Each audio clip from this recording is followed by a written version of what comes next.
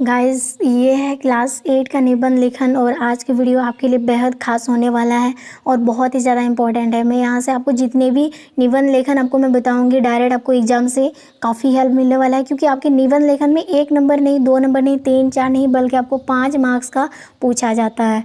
और यहाँ से 5 मार्क्स का पूछा जाएगा तो आपको आलतू फालतू निबंध याद करने की ज़रूरत नहीं है। जो मैं आपको बताऊँगी वही निबंध अगर आप याद करके चलते हो तो मैं बता रही हूँ आपको कन्फर्म जो है 5 नंबर आराम से लाएंगे। चाहे वो निबंध लेखन हो, चाहे वो पत्र लेखन हो, चाहे भी बड़े बड़े क्वेश्चन जो है यानी कि ऑब्जेक्टिव तो नहीं आएगा, सॉरी, सब्जेक्टिव क्वेश्चन जो 2 मार्क्स का, 3 मार्क्स का, 4 मार्क्स का पूछा जाता है, यहाँ तक कि 5 मार्क्स का, सारे क्वेश्चंस का आंसर आपको मिल ही जाएगा।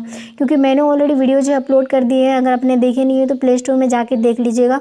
और बहुत सारे एग्जाम से रिलेटेड मॉडल सेट जो हमारी तरफ से बनाई गई है वो भी आपको प्रोवाइड कराई गई है।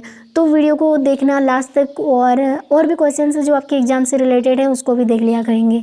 सो आज हम पढ़ने वाले हैं इस वीडियो के माध्यम से निबंध लेखन, जो 3 तरह के आपके सामने आएगा और वो बहुत ही ज़्यादा इंपॉर्टेंट रहेगा और ये 5 नंबर का रहेगा, कम सम नहीं, इसीलिए वीडियो को ज़रूर देखना लास्ट तक। ओके, सो पहला यहाँ पर हमारा मतलब कि हमारा देश भारत, ये आ सकता है यहाँ पर, क्योंकि ये बहुत ज़्यादा इंपॉर्टेंट लग रहा है। यहाँ पर हमारा देश भारत के बारे में एक निबंध लिखने के लिए बोला जाएगा और इसमें आपको 5 मार्क्स पूछा, 5 मार्क्स दिया जाएगा। तो आपको थोड़ा लंबा चौड़ा लिखना पड़ेगा, ठीक है। तो सबसे पहले देखेंगे हमारे देश भारत विश्व का सर्वश्रेष्ठ देश है। भारत जो ये विश्व का सर्वश्रेष्ठ देश है। हमें अपने देश पर गर्व है, गर्व है। हमारे देश का प्राचीन नाम आर्यावर्त था, प्राचीन नाम यानी बहुत पुराना नाम। हमारा देश भारत उत्तर में क्या है, हिमालय पर्वत से लेकर दक्षिण में हिंद महासागर तक फैला हुआ है। हमारा देश जो है, हमारा देश भारत जो उत्तर में हिमालय पर्वत से लेकर दक्षिण में हिंद महासागर तक फैला हुआ है। इसका क्षेत्रफल 32,68,900 वर्ग किलोमीटर है, ठीक है, कुल इसका क्षेत्रफल। अगर मैं बात करूँ इसका आकार यानी किस प्रकार है भारत का, तो आकार के रूप में इसका विश्व में 7वां स्थान आता है। यानी आकार मतलब कि क्षेत्रफल की दृष्टि से ये 7वां स्थान पर आता है। हमारा देश 300 वर्षों तक विदेशी तत्कालों के अधीन रहे, यानी कि ताकतों के अधीन रहे। हमारा देश जो है 300 साल तक विदेशों ने कब्जा करके रखा था और हम उनके गुलामी बने हुए थे। फिर क्या हुआ कि 15 अगस्त 1947 को हमारा देश जो है पूरी तरह से आज़ाद हुआ और हमारे देश में अभी फ़िलहाल जो है 28 राज्य और 7 केंद्र शासित प्रदेश है। बात करूं कि आज जो है वर्तमान में हमारे देश में 28 राज्य है और 8 केंद्र शासित प्रदेश है वर्तमान में। ओके, केंद्र शासित प्रदेश जो हमारे देश का अपना संविधान जो है 26 जनवरी 1950 को लागू कर दिया गया था। इसीलिए हम लोग हर साल 15 अगस्त को स्वतंत्रता दिवस मनाते हैं और 26 जनवरी को गणतंत्र दिवस मनाते हैं, ठीक है। 15 अगस्त को देश आज़ाद हुआ था, 26 जनवरी को हमारा देश के अंदर संविधान को लागू किया गया था। ये हमारे देश की प्रकृति। नेक्स्ट देखना है, हमारे देश भारत की सभ्यता और संस्कृति पूरे विश्व में प्रसिद्ध है। इसमें गंगा हो गया, यमुना, सतलुज, रावी, व्यास आदि अनेक नदियां बहती है भारत के अंदर। इसकी धरती से सोना, चांदी, तांबा, लोहा आदि अनेक प्रकार की धातुएं निकाली जाती है। हमारे देश की राष्ट्रभाषा क्या है, हिंदी है। और यही सब आपको लिखना होगा। राष्ट्रीय चिन्ह क्या, अशोक स्तंभ और के सींग से, यानी कि सींग है। और राष्ट्रीय झंडा तिरंगा है हमारे देश के अंदर, ठीक है। राष्ट्रीय झंडा क्या है, तिरंगा झंडा है। और यहाँ का प्राचीन गान जैसे जनगण, मतलब कि राष्ट्रीय गान जो है बहुत पुराने से चल रहे हैं, ठीक है। यहाँ का राष्ट्रीय गान है जनगण मन है। और राष्ट्रीय पक्षी मोर है, राष्ट्रीय पशु बाघ है। और भारत की भूमि का उपजाऊ है, यानी भारत जो भूमि का उपजाऊ भूमि है। यहाँ पर 70% लोग जो है कृषि करते हैं। और ब्रिटिश काल में जिस देश में सुई और पेंसिल तक नहीं बनती थी उसी देश में आज परमाणु बम बन रहे हैं। आज हमारे देश में रेल लाइनों का विशाल जाल फैला हुआ है। हमारे देश के वायुयान रात दिन दौड़ रहे हैं। आज हमारी सड़कों पर दर्जनों प्रकार के आधुनिक किस्म की कारें भाग रही हैं। हमारे देश भारत ने अपनी खाद्य समस्याओं को ही खुद मतलब हल नहीं किया, बल्कि अनाज, फल, फूल, सब्जियां और मतलब कि तैयार खाद्य पदार्थ जो है विश्व के बाज़ारों में बेचकर विदेशी मुद्रा भी अर्जित कर रहे हैं। हमारा देश भारत क्या है, बहुत ही बड़ा महान देश है, बहुत महान देश है। सो हमें यही लिखना था भारत, यानी कि हमारे देश भारत के बारे में जो आपने देख लिया, यही सब आपको लिखना होगा। यही सब आपको यहाँ पे लिखना होगा। अगर आप याद नहीं करते हो तो आप अपने समझ के आधार पर ऐसे ही क्वेश्चन आंसर लिखेंगे, ठीक है। सो यहाँ से आपको 5 मार्क्स जो आराम से हासिल होंगे। नेक्स्ट आपको किस तरह से पूछा जा सकता है, को ऐसे पूछा जा सकता है बिरसा भगवान यानी बिरसा भगवान के बारे में मतलब क्या लिखे, निबंध लिखे। तो सबसे पहले देखिए यहाँ पर झारखंड राज्य के रांची जिले के हैं और आदिवासी समुदाय में रहते थे, यानी कि इस समुदाय का नाम मुंडा समुदाय कहा जाता है, जिस समुदाय से वो बिलोंग करते थे। कौन? बिरसा मुंडा। ठीक है, तो मुंडा समुदाय के लोग मुंडारी बोलते थे और बिरसा मुंडा मुंडा समुदाय के महान एवं वीर क्रांतिकारी थे।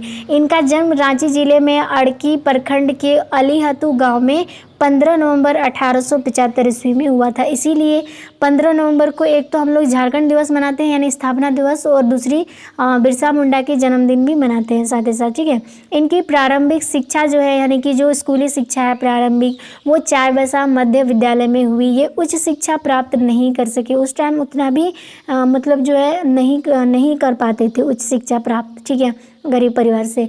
आगे बड़े होने पर वो खेती बाड़ी करते थे और पशुओं को चराते थे। जब वो बड़े हो गए, जहाँ से चाईबासा में पढ़ के ख़त्म कर लिए स्कूल में, मध्य विद्यालय में, उसके बाद उच्च विद्यालय तो नहीं गए। उसके बाद जैसे ही वो बड़े हो गए थे, खेती बाड़ी करना, पशुओं को चराना, ये सब काम करते थे। उस समय भी वे अपने साथियों को अच्छी सीख देते थे, कभी भी उन्होंने गलत सीख देना नहीं किया और ना उन्होंने झूठ बोलना सीखा। ठीक है, वे झूठ बोलने, चोरी करने और शराब पीने का पाप समझते थे। कौन? यानी कि बिरसा मुंडा जी। ठीक है, वे सबों को इसी का उपदेश देते थे। आदिवासी लोग उनके गुणों से प्रभावित हुए, उसके बाद सभी उनका आदर करने लगे। ठीक है, उसके बाद करने लगे। उसके बाद जब वो धीरे धीरे फेमस होने लगे, तो इसलिए आदिवासी लोग इन्हें भगवान बिरसा कहने लगे, यानी कि आदिवासी लोग इनको क्या कहने लगे? भगवान बिरसा का मतलब संज्ञा उनको दे दिया। जंगल के ठेकेदारों को लेकर अंग्रेजों से बिरसा भगवान का झगड़ा जो हो गया, मतलब जंगल की जो ठेकेदार को लेकर अंग्रेजों से बिरसा भगवान का क्या हो गया? झगड़ा शुरू हो गया। आदिवासियों के हितों की रक्षा के लिए उन्होंने आदिवासियों को संगठित किया, और जैसे सबसे पहले उन्होंने माइल पहाड़ी पर अंग्रेजों और आदिवासियों के बीच में जो है भयंकर लड़ाई हुई। इस लड़ाई में आदिवासियों की हार हुई। साथ ही साथ भगवान बिरसा को अंग्रेजों ने पकड़कर जेल में डाल दिया। कुछ दिनों तक जेल में रहने के बाद जेल से उनको छूट दिया गया, यानी कि उनको छोड़ दिया गया। जेल से निकलते ही बिरसा भगवान ने फिर से विद्रोह कर दिया। आदिवासियों का नेतृत्व बिरसा भगवान ने किया। बिरसा भगवान फिर पकड़े गए। जेल में बिरसा भगवान का स्वास्थ्य अब क्या होने लगा? खराब हो गया, और अस्वस्थ अवस्था में ही उनकी मृत्यु जेल में ही हो गई थी। कब को? 9 जून 1900 ईस्वी में हो गई थी इनकी मृत्यु। ठीक है, 2 बार जेल गए, एक बार तो छूटे, दूसरी बार जेल में ही इनकी मृत्यु हो गई, यानी कि स्वर्गवासी हो गए। सो यही आपको लिखना है भगवान बिरसा मुंडा के बारे में, और यहीं से आपको 5 मार्क्स आराम से मिल जाएगा। कहानी के हिसाब से लिखेंगे तो बेटर हो जाएगा, क्योंकि आपको समझ में आ गया होगा।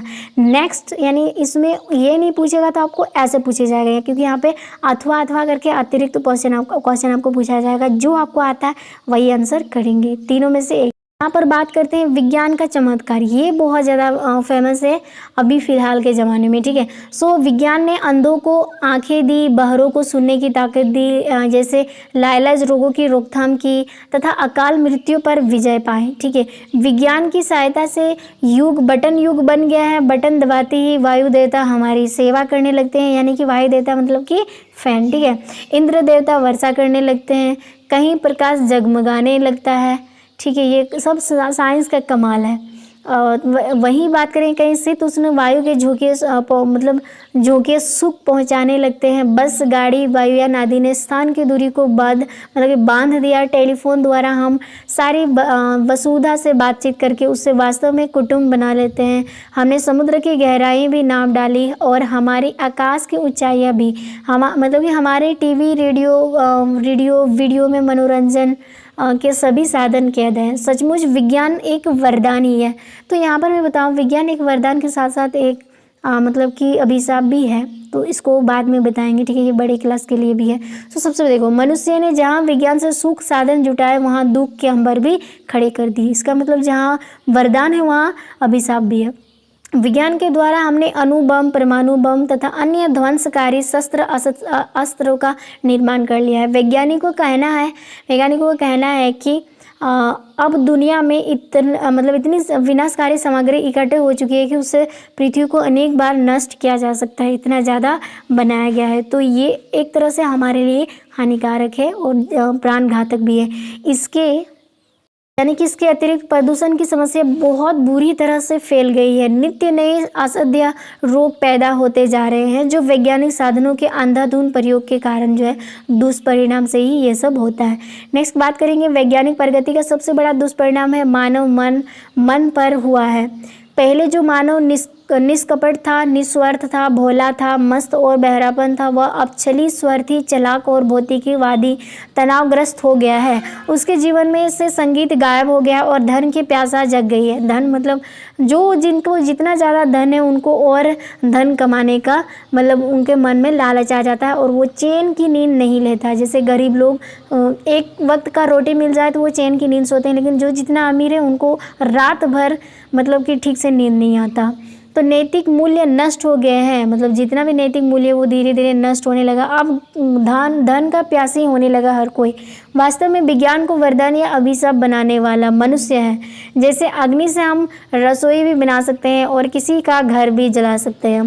दूसरी, चाकू से हम फलों का स्वाद ले सकते हैं और किसी की हत्या भी कर सकते हैं। उसी प्रकार विज्ञान से हम सुख के साधन भी जुटा सकते हैं और मानव का विनाश भी कर सकते हैं। अतः विज्ञान को वरदान या अभिशाप बनाना मानव के हाथों में ही है। इस संदर्भ में एक उक्ति याद है, वो क्या है रखनी चाहिए कि विज्ञान अच्छा सेवक है लेकिन बुरा हथियार भी है। सो यहाँ पे हमें विज्ञान के बारे में यही चीज़ें लिखनी है और यहाँ तक अगर आप अच्छे ढंग से लिखते हो तो 5 मार्क्स आपका कोई छीन नहीं सकता।